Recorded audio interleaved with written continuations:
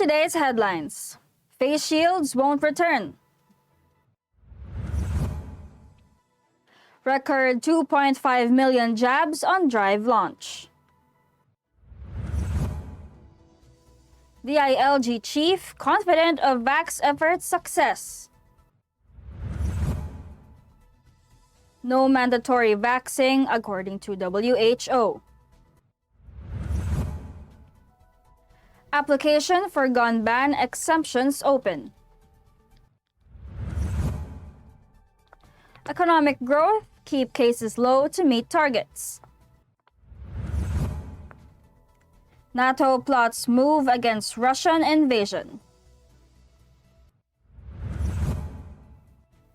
Good morning, I am Venice Bautista and you are watching Tribune News on Q. Today is December 1, 2021 and here are the latest news of this Wednesday morning. The Department of Health on Tuesday said there is no need to bring back the face shield use policy due to the continuous decline in the number of the daily reported cases. In an interview, DOH Epidemiology Bureau Director Dr. Thea de Guzman said the agency will let private establishments decide whether to make the use of face shields mandatory. De Guzman said that as transmission goes down, the government really needs to open sectors but also in a safe manner. Right now, masks will be able to provide us that benefit our protection. The same sentiment was echoed by the World Health Organization Country Representative Dr. Rabindra Abhiyasinghe, reiterating that the wearing of face shields should still be voluntary. Meanwhile, the Philippines on Tuesday recorded a total of 425 new COVID-19 cases, the lowest daily recorded cases since July 2020, the DOH said. The lowest daily reported cases were on July 2, 2020, when recorded cases were 294. The newly confirmed cases are also the 7th consecutive day that cases were below 1,000. And based on its latest case bulletin, the fresh infections pushed the country's total caseload to 2,832,734, of which 15,800 are tagged as active cases. Meanwhile, the agency reported 909 new recoveries, which brought the country's total recovered patients to 2,768,389. The DOH noted that 3 duplicates were removed from the total case count, and of these, 2 are tagged as recoveries.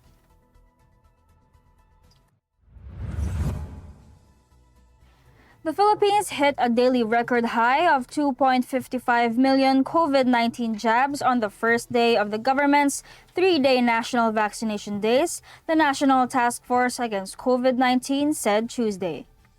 Based on the data from the National Vaccination Operations Center, or NVOC, the country recorded a total of 2,554,023 doses administered on Monday.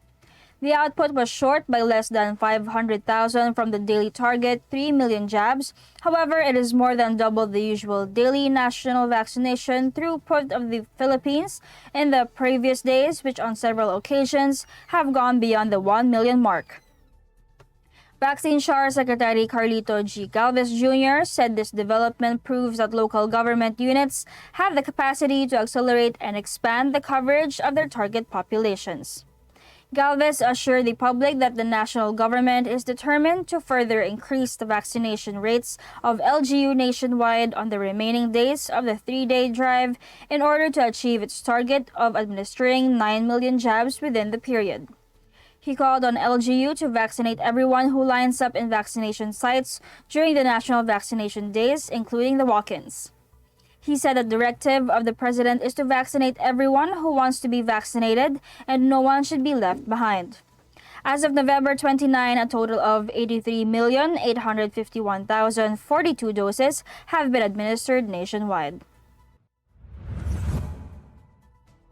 In related news, Interior and Local Government Secretary Eduardo Año is confident that the 3-day national vaccination drive can still meet its target of 9 million doses, despite falling a bit short of the goal on the first day. Some 2.55 million doses of vaccines against COVID-19 were administered on Monday, the first of 3 national vaccination days, Año told reporters. The government targeted 3 million vaccines on day 1, to reach 9 million doses by Wednesday in a bid to achieve herd immunity, as many people have yet to show up for jabs. Anya noted a favorable turnout of minors who had themselves inoculated and said more people are expected to show up as Tuesday is a national holiday. National Police Chief General Leonardo Carlos, whose men are assigned to secure vaccination sites and take part as vaccinators as well, reported a generally peaceful day one of inoculations. The DILG chief, meanwhile, expressed support for President Rodrigo Duterte's wish to make vaccination against COVID-19 mandatory amid the threat of the coronavirus Omicron variant. For now, Anya said he continues to call on LGUs to encourage the residents to have themselves vaccinated. But if he was to have his way, Anya said he would also not allow unvaccinated persons to go out unless they show negative results of reverse transcription polymerase chain reaction or RT-PCR tests. Tribune News on Q will be back after these short reminders. Botomoto Halalan 2022, the Daily Tribune special coverage.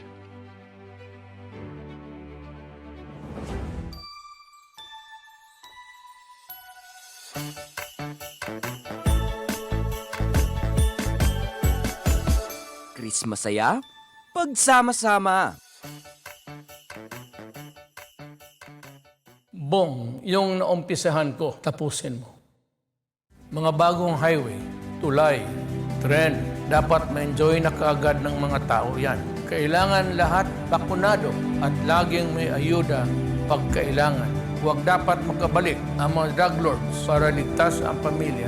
Yung ginawa mong malasakit centers, maganda yan. Padamihin mo pa. Magkasama tayo.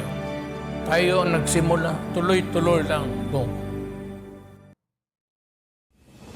Botomoto Halalan 2022, the Daily Tribune special coverage.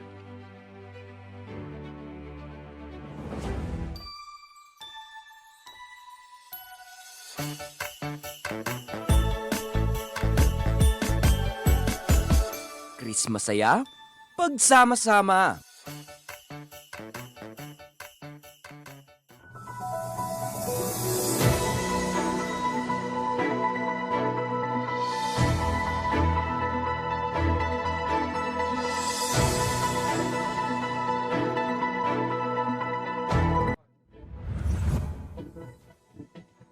We're back on Tribune News on Q.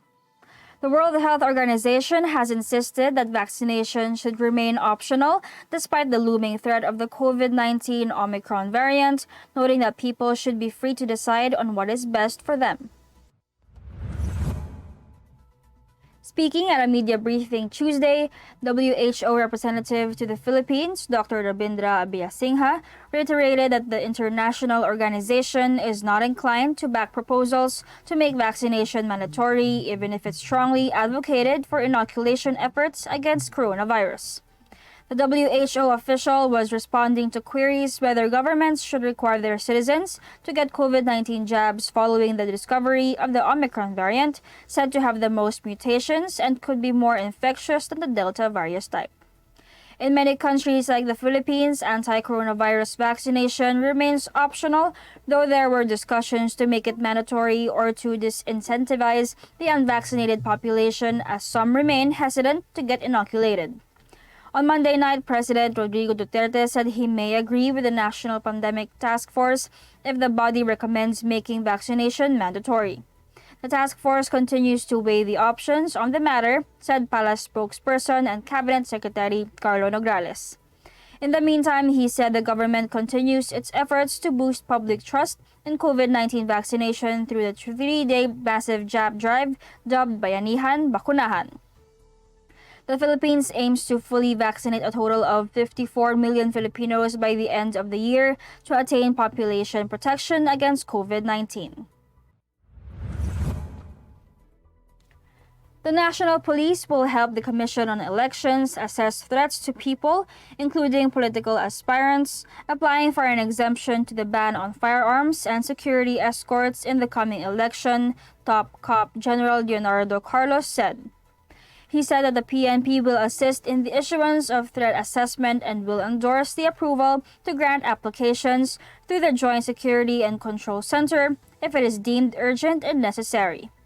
Carlos made the remark as the PNP announced that applications for exemption will be accepted starting today until May 25 next year.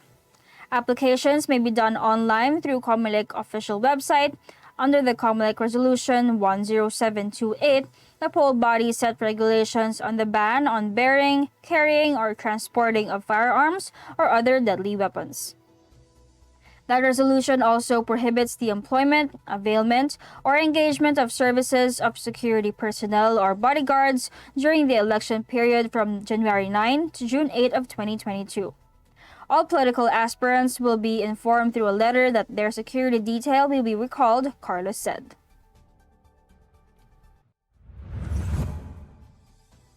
The Philippines could still achieve its economic growth target by the end of 2021, even if quarantine restrictions in Metro Manila have not been relaxed amid the looming threat of the COVID-19 Omicron variant, according to Malacanang. In a televised briefing, Cabinet Secretary Carlo Nograles expressed confidence that the country may attain its 4 to 5% growth target so long as COVID-19 cases remain low. The Philippines initially set a 6 to 7% growth target for this year, but it was cut to 4 to 5% last August to reflect the impact of a 2-week lockdown amid a deadly surge last August driven by the highly infectious Delta coronavirus variant. Next year's growth target was kept at 7% to 9%. Business groups have been expecting further relaxation of COVID-19 measures as the Philippines saw a downward trend in daily infections in the last 2 weeks. The government, however, kept Metro Manila under Alert Level 2 until mid-December, rejecting calls to ease up restrictions as the world fears the impact of the Omicron variant, which was said to be the COVID-19 virus type with the most mutations. Since November 5, Alert Level 2 has been in place in the National Capital Region, which accounts for almost 40% of the Philippines' gross domestic product. The National Pandemic Task Force, he added, is still crafting guidelines that should be considered in downgrading an area to Alert Level 1. Tribune News on Q will be back. Stay with us. Botomoto Halalan 2022, the Daily Tribune special coverage.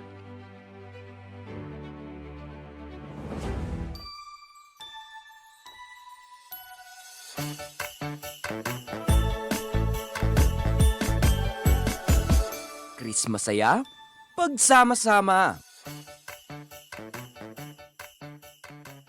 Katribu, hanap mo ba ay food to satisfy your cravings, essential products o ano paman? Sagot ka namin dito sa tindahan ni Tarsi. Halina't tuklasin, kilalanin at alamin ang kwento sa likod ng iba't ibang produkto at negosyo mula sa ating Pinoy local entrepreneurs na tiyak papatok sa'yo. Samahan natin si Tarsi simula November 16 na mapapanood sa programang Gising na mula alas 8 hanggang alas 9 ng umaga sa Facebook page ng Daily Tribune at Tribune Now on YouTube.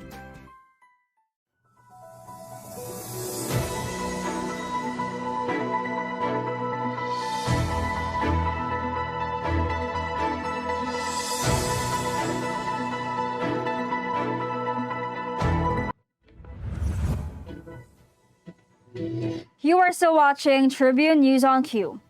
For our foreign news, NATO foreign ministers will meet on Tuesday to discuss how to counter a Russian military buildup on Ukraine's border amid fears the Kremlin could be preparing to invade.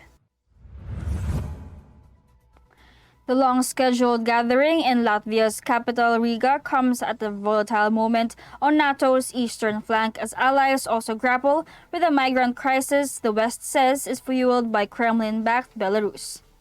Western countries, spearheaded by the United States, worry that Moscow could be planning an incursion into Ukraine after accusing the Kremlin of massing forces close to the frontier. NATO Secretary General Jens Stoltenberg told AFP during a visit to alliance forces in Latvia that there is no clarity about the Russian intentions, but there is an unusual concentration of forces for the second time this year. While a senior U.S. official said that they want to leave no question in people's minds that there will be severe consequences, strategic consequences for Russia if it pursues the kind of path that they fear it may be on. Moscow, which seized Crimea from Ukraine in 2014 and backs separatists fighting Kiev, has strongly denied its plotting an attack and blames NATO for fueling tensions. And that wraps up the stories this morning. Before we go, we would like to thank the following: Mary Kay, the SM Store, Department of Tourism, Araneta Center, MG Motors, Hina Motors, Security Bank, and Overseas Community Affairs Council member Alan Lin of Republic of China for their continued support. Again, this is Venice Bautista on Tribune News on Q, reminding you that we only have 24 days until Christmas.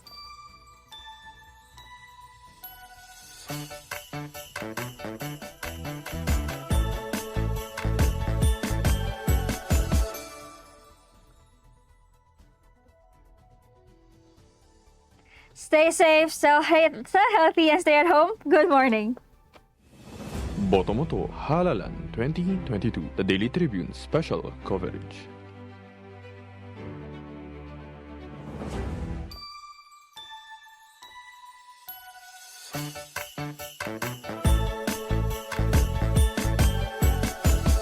Christmas saya, pagsama-sama.